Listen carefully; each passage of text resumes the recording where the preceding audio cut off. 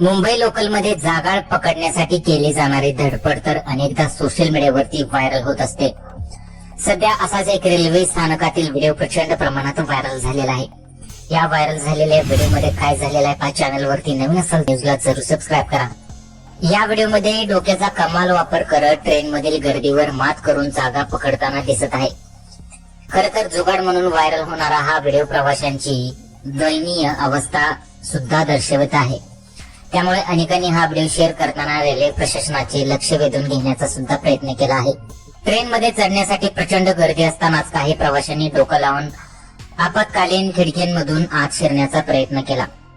यामध्ये एका तरुणीने ज्या चपळाईने ट्रेन मध्ये प्रवेश घेतला आहे यावर प्रतिक्रिया देताना काही प्रवाशांसाठी खिडक्यांमधून डब्यांमध्ये प्रवेश करण्याचे धोकादायक आहे यावर भाष्य केले आहे. तर काहींनी या प्रकरणात लक्ष घालण्यासाठी भारतीय रेल्वेच्या एक्स प्रोफाईलला टॅग केलेला आहे.